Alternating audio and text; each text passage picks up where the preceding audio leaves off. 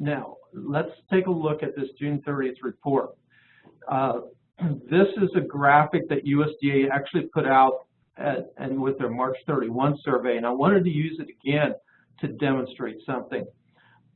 USDA surveyed for the March planting intentions report here in late February and the early part of March. Then we had a break of kind of a lull before the planting actually got started. Red here shows a typical planting progress for corn, green typical planting progress for soybeans, and then you see shaded here also the survey period for the June 30th planting survey, which was reported today. It starts in late May, continues through much of the first part of June.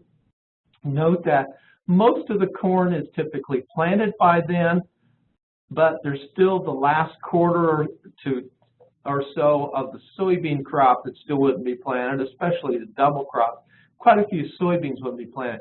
So that does leave the room for some error there, where intentions around the 1st of June get changed by the weather, etc.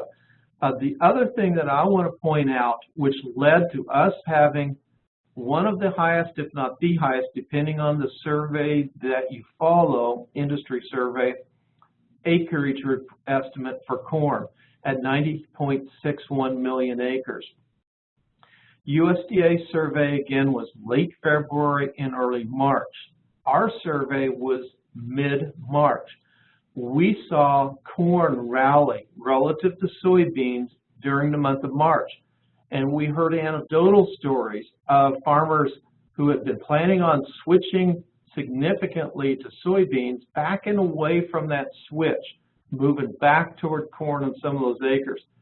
So USDA survey that was founded in data from late February and early March said just shy of 90 million acres of corn.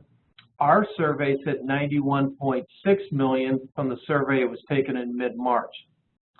What we saw then was planting problems and replanting problems switched some acres back to soybeans.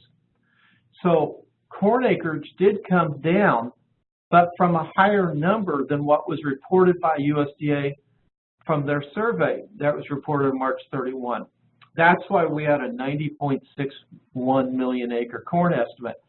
Soybean acreage, we felt like actually came lower than what USDA reported because of that mid-March flip from soybeans back to corn. And then as we had planting problems with corn, went back to soybeans. That's why the increase in soybean acres reported this morning was not as big as expected by the trade, is because there was a gain in soybean acres, but a gain from a lower number. And so that helps provide a little bit of an explanation as we go into